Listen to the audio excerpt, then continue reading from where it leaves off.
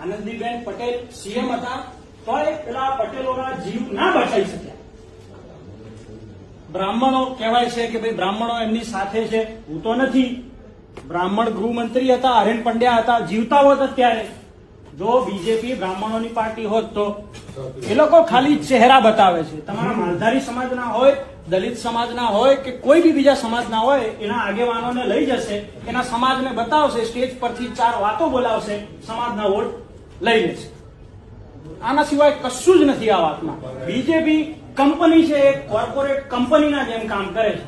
આના સિવાય આમાં નવું કશું જ નથી. લાલજીભાઈએ જે કીધું છે ને એ ઘણા અર્થોમાં ઊંડું ઉતરવા જેવું છે. એ પણ એક રાજનેતા છે. બધાને વિચારતા કરી દીધા છે કે આમાં છે શું. આખો બ્રાહ્મણ સમાજ વિચારે છે, પટેલો વિચારતા થઈ ગયા કે આ આરોપ છે શું. આ સાચી વાત છે, કારણ કે કોઈને જસ્ટિસ મળતું નથી. ભાજપના શાસનમાં છેક આદિવાસી પરેશાન છે, એનું જલ જંગલ જમીન બધું રિસ્કમાં છે. દલિત સમાજ આજે જોઈ લીધું મહીસાગરમાં કલેક્ટરનું શું થયું. જો દલિત સમાજના આગેવાનો ભાજપના અંદર કાર્યરત છે, એ લોકો શું બોલ્યા આના અંદર, શું કરી લીધું. એ લોકો બી સત્તા પક્ષની સાથે છે, દલિત સમાજના છે.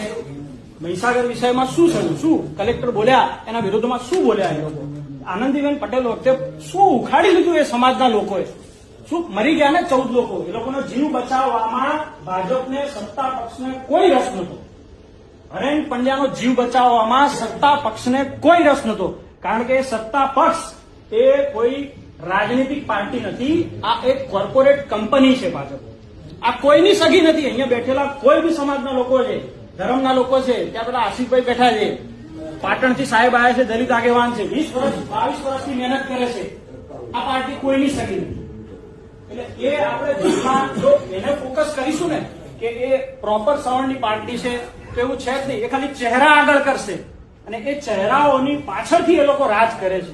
ઉદ્યોગપતિઓ રાજ કરે છે. સીધે સીધું હિસાબ જોઈ લેવાનો એના અંદર. નાના નાના સમાજના લોકોને લાલચ આપીને લઈ જાય. એ લોકો કામ શું કરે? શું એમના સમાજનું કામ કરી શકે છે?